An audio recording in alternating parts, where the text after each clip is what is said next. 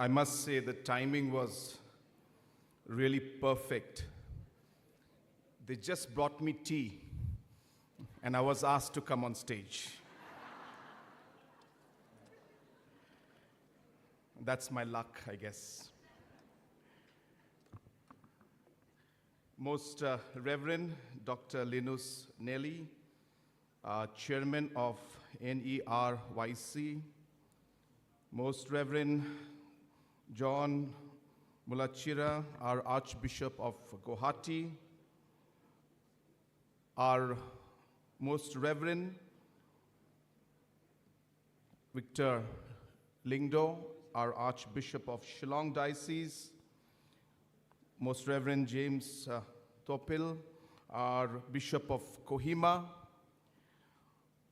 all our other Reverend Fathers who are present out here, especially Reverend Father John Berman, all the officials of the ICYM Regional Committee, the National Committee, all delegates, ladies and gentlemen.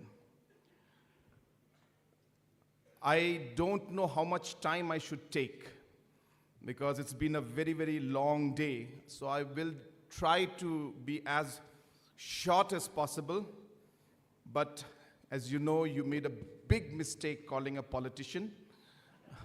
I will keep you here for some time, I assure you. But when Reverend Father John Berman was felicitating everyone, you know, I think there were lesser people left to felicitate than the people who were felicitated, I think. He felicitated almost everyone.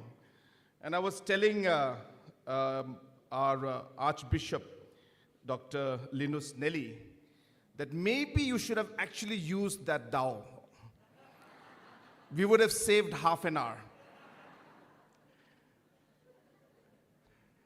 And I really, when I heard the speech, the sermon given by Most Reverend Dr. Linus Nelly, you know, I didn't miss a single word he said. I was absorbing everything that he mentioned. It was so deeply intellectual as well as religious.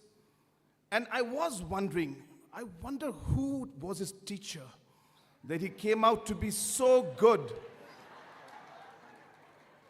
And then he came up on stage and he revealed it himself. So I know, Your Grace, where you got all those, you know, qualities from.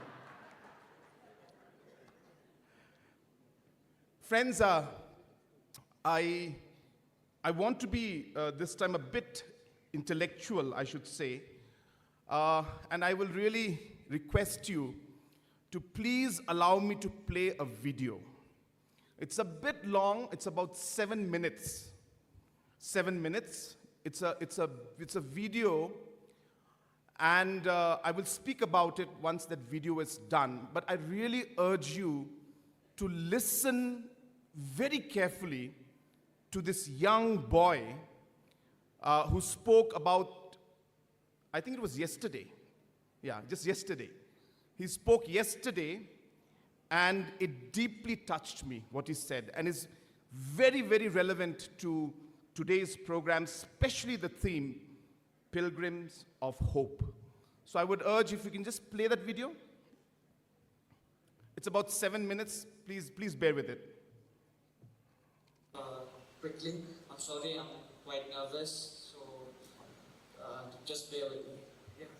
So, like doctor said, addiction is a disease and it's an illness. So yeah, it progresses through time, and it's such a disease that it's very hard to diagnose. And the only symptom that you can really diagnose it with is the starting of using of mind-altering, mood-altering substances.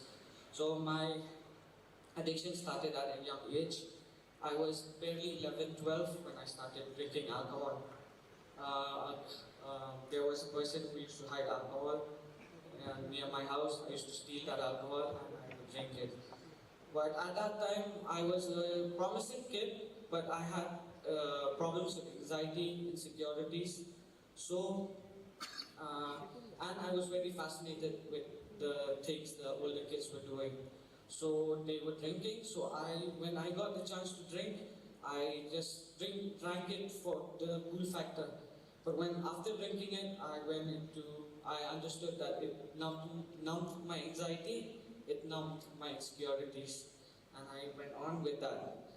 And but then later on, it progressed to another substance because alcohol was little harder to hide from the family. So I started smoking weed, and that went on for years since I was 11 to the age of 16, 17.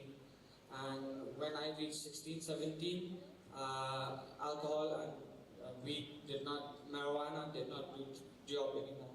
So I had, at that time I was a bit smarter, so I sought psychiatric help. And that's when I got relief from the symptoms, from the anxiety, from the disabilities that I was having mentally. And then, but due to the nature of me not knowing I have this illness, I did not use the psychiatric help the way it was supposed to be. So I abused the psychiatric medications. So after that, that also didn't give me a lasting effect, and I was on the search for another thing, another drug, something that would relieve me. And being in a state where drugs are the only drug you can find is heroin, that's what I found. I found heroin, and the moment I first took in heroin, it was like a piece of me that I found. I thought that this is what I was looking for.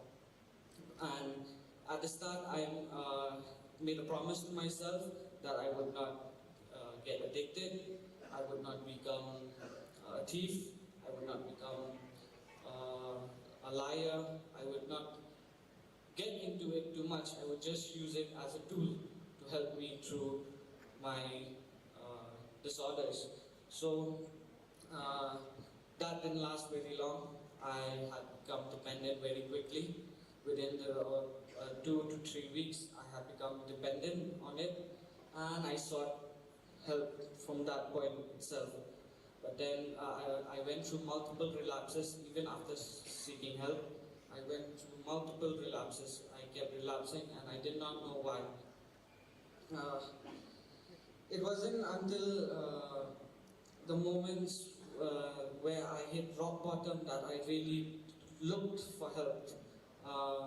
I had started injecting, and my spiritual bankruptcy was so bad that my first syringe, my first injection part was where I could not find a syringe. I could only, it was locked down, I could not find a syringe. No harm reduction facilities were open at that time. The syringe I found was from a homeless guy, and this syringe was used. I did not care anymore because of the spiritual bankruptcy. Heroin had brought me to a place where I did not care about my health anymore. I did not care about living anymore. So I started injecting, and that's when everything started to fall apart, and my life became hell because I could not live without using, but to live I needed to use. So it kept going that way until I found out about a support group. A support group had approached me and asked me to come to their meetings. So I went to the meeting, and that's where I heard about addiction being a disease. And I said, okay, but I don't think I'm a sick person because I thought that I could still stop on my own. So again, after going to a few support group meetings, I relapsed again, and again I was in rock bottom again, and I was living hell every day. Every day was hell. I had to inject more than 10 times a day because I wanted to manage my dosage. I did not clean myself anymore. I did not take care of my health anymore. And luckily, through the grace of God, I did not contract any diseases like HIV, hepatitis, and all. But then that's when I asked God for help the first time. I asked God for help.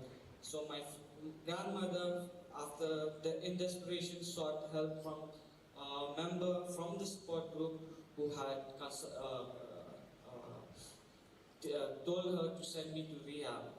That's when I went to rehab, and then in rehab I lived like hell because at that time, you know about the past controversies that have happened with rehabs in Assam. So I was in one of those kinds of rehabs where it was torture, mental torture.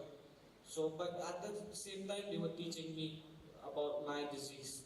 So it clicked. Yeah, yes, I am an addict. I had to surrender my will. I surrendered my will. I surrendered my will to the care of God. And that's when the turning point started. I came out of rehab. My recovery didn't start in rehab. In rehab, it was just forcefully done because I was just forcefully away from drugs. But then when I came out, that's when the battle started. The first year was so hard. Every day I wanted to use. Every day the demon said, the devil said, go and use. It will be different this time. But I had the hope in God. I had hope in God, and I kept going. I kept going, and through the grace of God, through the support of my fellowship from the support group, a person like me who could not stay clean for more than 2 to 3 days. Doctor knows here that how many times I had relapses. Even Dr. Pakha knows how many times I had to meet him. And for that person, now I'm on my 3rd year of recovery. I am on my 3rd year of recovery, and it's entirely by the grace of God and the help of the fellowship.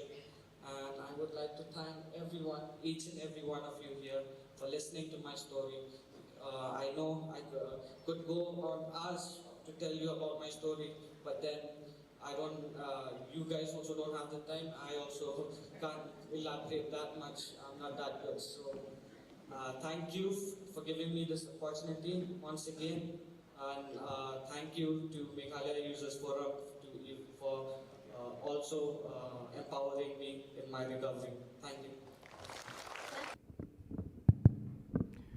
Sorry, I had to play that for you. It's a bit long.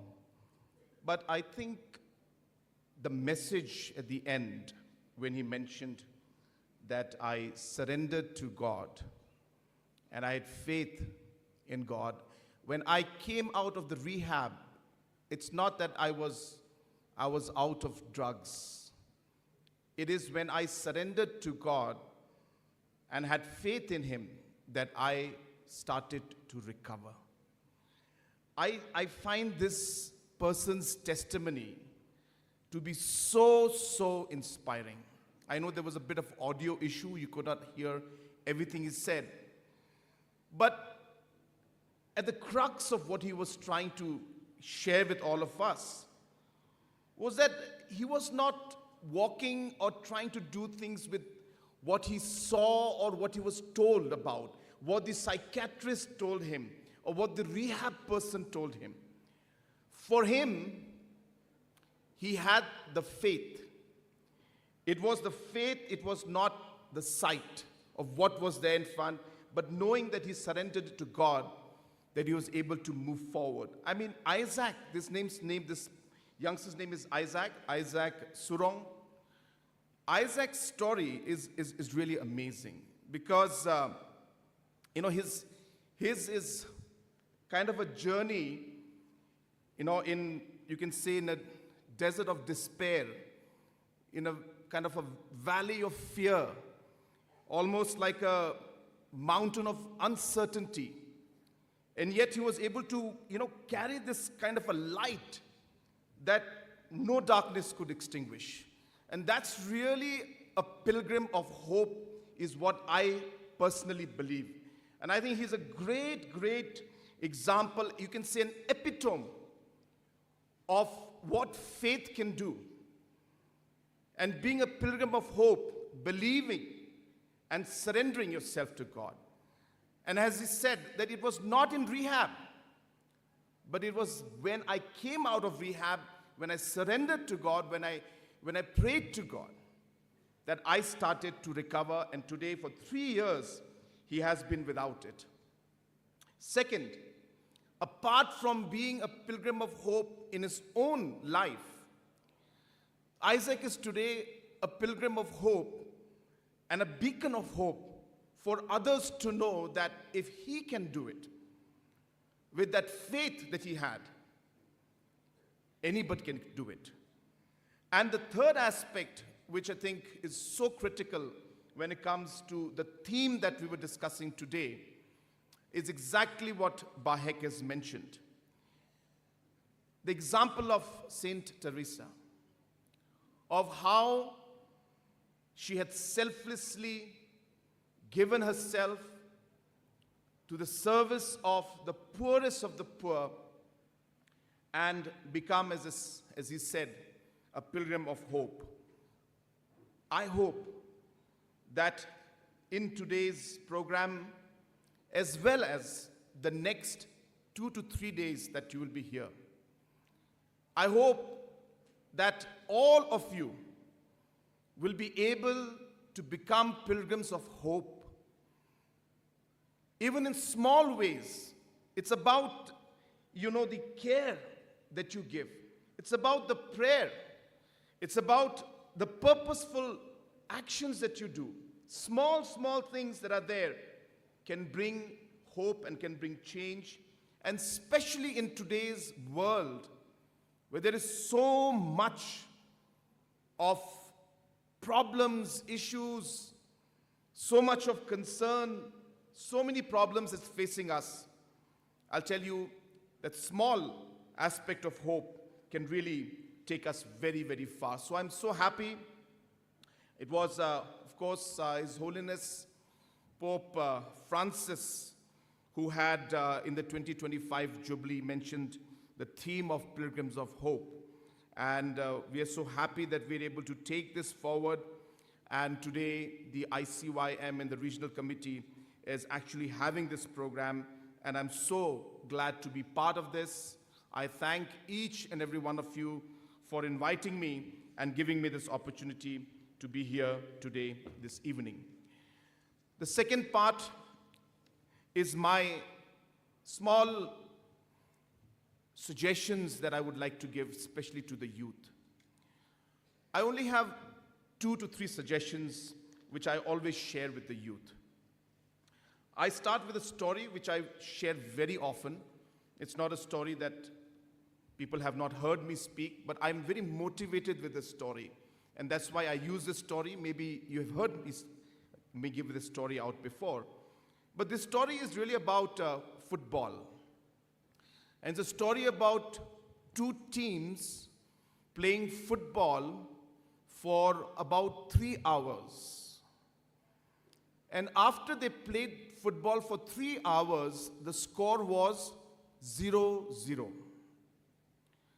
And the reason the score was 0-0 is because they were playing football without goalpost. So they were kicking the ball from one corner to the other without a goalpost. So there were no goals scored. Friends, if you do not have a goal in life, if you don't have a purpose in life, you will be working day and night, and you'll be like those teams, not knowing where you want to go in life, and you will be not able to score any goal or achieve the goals that you would like to achieve. My message to the youth today is, make sure that you have a purpose in your life. Make sure you set your goals and work towards those goals. It's not just individuals. The ICYM has goals, and we work towards those goals. The Catholic Church has goals, We set our targets and we work towards those targets. Governments have goals. If you look at the vision document of 2032, that's when Meghalaya will turn 60 years old. It's a very thick document. It talks about how we will achieve, what we will achieve, and what is the goal for every single sector. Whether tourism sector, agriculture sector, road sector, water sector, power sector, health, education, in every sector, what Meghalaya should achieve and where should we be in 2032. We have the entire plan and program in front of us. And it's a very steep target, let me tell you. Very, very steep target. And people actually laugh at us. But I tell them that if we don't target for 90 or 100%, we will not get even half of that. If we just want to pass an exam, then you will just pass an exam. So I urge all of you that number one, make sure that as a youth, you must have a purpose and a goal in front so that you are having a target on where you want to go. I urge the youngsters of the Northeast, this is something that I'm deeply concerned with, is that for us, sometimes we fail to seize the opportunities that are there in front. Sometimes we fail to believe in ourselves that we actually can do it. We sometimes undermine the capacity that we have. We look at ourselves and we feel sorry for ourselves sometimes and say, we are tribals, we can't do it. And that itself is a failure. We have failed before even we have started. I want the youth of the Northeast to want to compete at the top. I remember late K.Sangma used to tell me, this is in close quarters, we just used to sit together, and talk as father and son. And you know what he used to tell me? Of course, don't repeat this, because then politically it will be a big damage for me. You know what he used to tell me? He said, Babang is my, home name. Babang, what is maybe the biggest problem for our children? I said, Baba, I don't know. What is it? He said, reservation. He said, reservation is maybe one of the biggest problems for our children. Because of reservation, we don't want to compete. And because reservation is there, we just believe that we will get the seats that we want. And he used to tell me, the day our youth from the Northeast will go beyond reservation, will go beyond the mindset that let reservation be there. It's not that I'm saying you should remove it. Absolutely not. But I'm saying the mindset of being able to believe that you can compete with the best in the country and in the world. I would want our youth to have that challenge. How many entrepreneurs do we have? I'm sorry to say this, I don't want to sound anyway communal, but why is it that we have to wait for somebody else to start that business and start that entrepreneurship and enterprise in our states? When will our youth start to do that? I would want the ICYM also to have training sessions, to have discussions on enterprise, on entrepreneurship, on business. I can tell you, of course, I'm not trying to compare or trying to bring out any comparison with other states. But one of the biggest programs that we have is an entrepreneurship program in my state. I believe the way forward for our state and for our region is to promote enterprise, to promote entrepreneurship. And we must do it. We must go out of our way to do it. And I think it is time that our youth also starts believing in themselves that they can actually do it. So I urge, have a purpose, have a goal, have a focus, and you may change your goal 10 years from now. That's fine. but at least you know what you want to do round, and you'll work towards it. Start to be enterprising. Very, very important for our youth. If we're not going to be enterprising, I'll tell you, we'll be left far, far behind. Do it. You may fail, but you will get up again. You will again start to do things. I can tell you, I am an entrepreneur by spirit, let me tell you. I've always believed in starting business. The sad part is I've always failed in it. I failed in all the businesses that I've done. That's the truth. And maybe I'm just a bad businessman, maybe. But I just kept going. I failed in my politics. I have lost the first election that I contested. And I thought that I will win that election because I thought I was late K.Sangma's son. How can I lose? And I didn't campaign. I didn't meet the people. I didn't touch the grassroots. I didn't go from village to village. I just used to give to a big program, give a long lecture like I'm doing now, and go back home and stick some posters. And I lost that election. And I can tell you that that loss in that election was maybe the greatest turning points in my life. I don't think I would be here today if I had not lost that election, I can tell you. But more importantly, when I lost that election, I cried for 2 months because I could not digest it. But after 2 months, I picked up the pieces. I told myself, I'm not going to accept this, and I'm going to change this. And I worked for next 2 years, day and night, and of course, then I won the next election.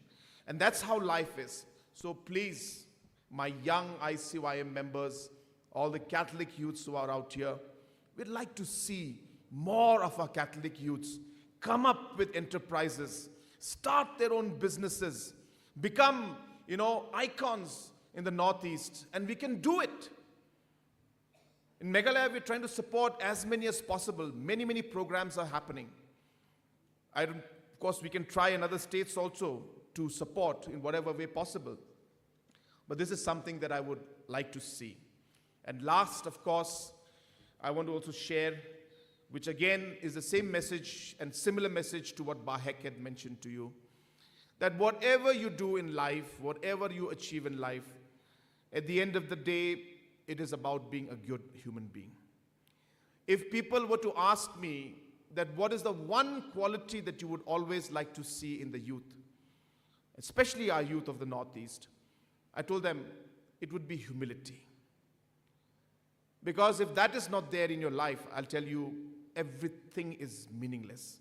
You may get all the power, you may become the chief minister of the state, but if you don't have your feet and your ears on the ground, you're not going to sustain it. Things will change very fast. So whatever you do in life, I only hope and pray that you will always have fear in your heart, fear of the Lord, respect for elders, humility in every situation, and become good human beings. And I'm sure the church, ICYM, is working towards that direction. And I can see today the sea of youngsters in front of us, the hope of the Northeast, the hope of the nation. India is young, but Northeast is even younger.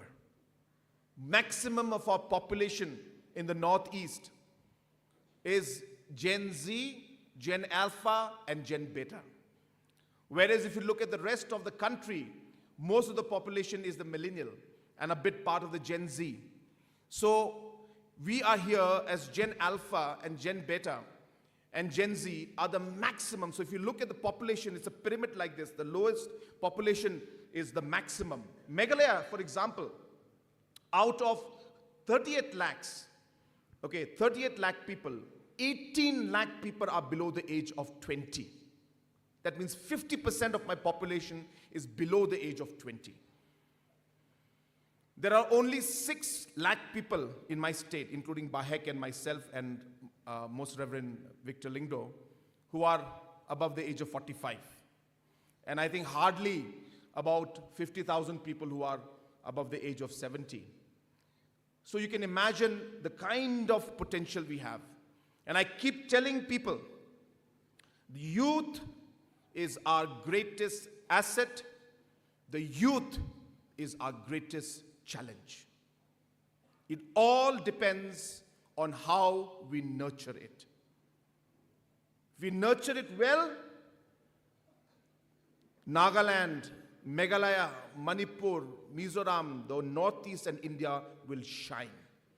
Because this youth will be the greatest constructive force that we have seen in this world. And if we can't nurture it, and if they get in the wrong direction and start doing the wrong things, then they will become the biggest destructive force that the world has seen. Same youth, matter of how we look at it, and matter of how we nurture it. And that's really what ICYM, that's why it's so important. That's why when I was told that, sir, please come, I said, I will absolutely come. And I'm going to the program in October in Kerala also, in the National ICYM program, because I want to talk to the youth. I want to tell our youth that this is the opportunity. Let us not let go. And the theme, so rightly chosen by late Pope Francis, Pilgrims of Hope, is so appropriate on an occasion like this. And I'm sure that we will all achieve that in the days to come. And ICYM will lead you, will direct you, will nurture you to be there as the constructive force to take our region and our state and our country forward. I wish you all the very best. May God bless each and every one of you. And before I conclude, Father John had given so many mementos to everybody. Somebody has to give him something also. It's really, really unfair. So I know this also is really wrong. I should not be doing this. And all the archbishops are here. I feel very scared to do this. When I went to Rome, and I came back from Rome in Pope Francis' funeral, when I met Nuncio, so he blessed and he gave me this rosary. So I would like to hand over this rosary to Father John, though actually he's supposed to give me a rosary. I hope you know that. So I expect a rosary from him also, but I thought this is a meaningful memento and a meaningful gift from my side. I cannot call it, as a religious thing, because it's not really for me to do it. He's supposed to do it for me. I'll do it. Yeah, but I would like to present this small rosary blessed by our nuncio who gave it to me, and I would like to give it to Father John for all the work that he's been doing. And let's give him a round of applause, really. And he'll be going at the national level now, right? He will be the big boss. Yeah. Thank you, your blessings. Thank you. Thank you so much, sir. Congratulations. Yeah, so with that, once again, I wish all of you the very best. It's really late, and so I'll conclude my speech. Thank you to our archbishops who are here, and thank you to all our bishops and all the reverend fathers, and most importantly to all the delegates for patiently being here and listening to my speech and to be part of this program. I wish this program the very best. Thank you very much.